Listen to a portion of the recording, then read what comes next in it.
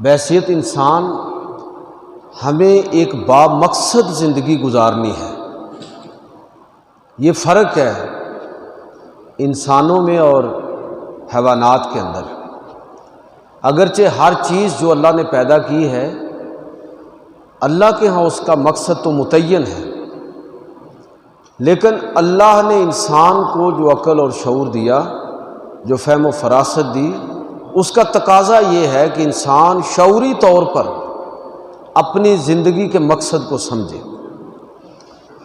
تو بامقصد زندگی اور بے مقصد زندگی، اس فرق کو ہمیں سمجھنا ہے کہ بامقصد زندگی گزارنا یہ انسان کا طرہ امتیاز ہے، اور بے مقصد زندگی یہ نباتات، جمادات، اللہ کے ہاں تو ان کے مقاصد متعین ہیں، لیکن چونکہ وہ کوئی عقل اور شعور نہیں رکھتے تو وہ اسی طرح زندگی گزار کے حیوانات پیدا ہوئے، بڑے ہوئے اور موت کی آغوش میں چلے گئے، بات ختم ہو گئی۔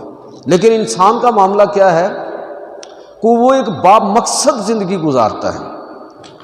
یوں سمجھ لیں کہ بامقصد زندگی گزارنا ایسے ہے کہ جیسے ایک مسافر جو ہے وہ اپنی منزل کا تعین کر کے چلتا ہے، اس کو پتہ ہے کہ یہ میری منزل ہے۔ اب رستے میں جتنے چاہے خوشکن مناظر اس کو دکھائی دے، پہاڑوں بیابانوں کو دیکھے، صحراؤں کو دیکھے، چشمے ابلتے ہوئے دیکھے، ندی نالوں کو بہتا ہوا دیکھے، باغ و بہار، ہر چیز اس کی نگاہ میں آتی ہے، لیکن کوئی بھی چیز اپنے ساتھ اس طرح نہیں ہوتی کہ بندہ ان چیزوں کے اندر الجھ کر رہ جائے، بلکہ وہ اپنی منزل کی طرف نظر رکھتا ہے، بس ان چیزوں کو دیکھتا چلا جاتا ہے۔ بالکل اسی طرح انسان دنیا کے اندر آیا ہے، اور اس کو جب یہ پتہ ہو کہ میری زندگی کا مقصد یہ ہے، اللہ نے مجھے بے مقصد پیدا نہیں کیا، تو اب دنیا کے سارے معاملات وہ ان میں سے گزرتا چلا جاتا ہے اور ان چیزوں کو اپنی زندگی کا مقصد نہیں ٹھہراتا۔ مقصد اس کا متعین ہے۔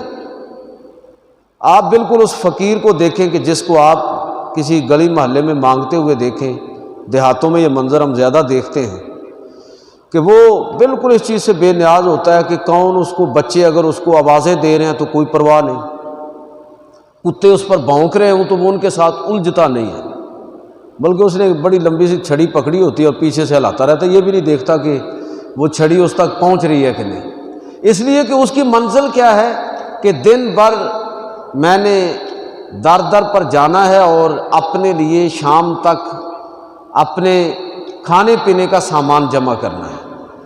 وہ اپنے مقصد میں کبھی کوتاہی نہیں کرے گا۔ بالکل آپ اسی طرح سمجھیے کہ ہر انسان جو دنیا کے اندر آیا ہے، ایک تو ہمیں شعوری طور پر اپنے مقصد حیات کو سمجھنا چاہیے کہ ہماری زندگی کا مقصد کیا ہے، اور مقصد ایسا ہونا چاہیے کہ جس کی صداقت پر انسان کو پورا یقین ہو، اور جو انسان کے مقصد ایسا ہو کہ جو انسان کے رگ و پے کے اندر خون کی طرح دوڑتا ہو، اتنا واضح ہو اس کے لیے اس کی زندگی کا مقصد۔ جب اس انداز میں اپنی زندگی کے مقصد کا تعین کرے گا، اب اگلا مرحلہ یہ ہے کہ اس مقصد کے حصول کے لیے پھر وہ تدبیر بھی کرے گا۔ پہلی بات میں نے کیا عرض کی ہے؟ مقصد ہونا چاہیے۔ دوسری بات یہ عرض کی ہے کہ انسان کے لیے مقصد کا تعین ہونا بڑا ضروری ہے۔ بے مقصد زندگی گزاری تو یہ تو حیوانوں جیسی زندگی ہے۔ تو با مقصد زندگی کی منزل کیا ہے، بندہ اپنے آپ سے سوال کرنے کی پوزیشن میں ہو کہ مجھے میرے اللہ نے پیدا کیوں کیا۔ جب اس نے اس کائنات کے اندر کوئی چیز بھی فضول پیدا نہیں کی تو کیا اللہ تعالیٰ نے مجھے فضول پیدا کیا ہے،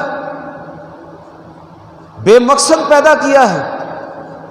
جب شعوری طور پر انسان اس انداز میں سوچتا ہے اور اپنی زندگی کے مقصد کا تعین کر لیتا ہے تو اب اگلا معاملہ یہ ہے کہ اب اس مقصد کے حصول کے لیے انسان پھر کوئی تدبیر اختیار کرتا ہے۔ یہ بات ذہن میں ہمیں رکھنی چاہیے کہ جب کوئی فرد یا قوم مقصد حیات کو کھو دے کہ وہ کس لیے ہے تو پھر وہ اپنا کردار بھی کھو دیتی ہے۔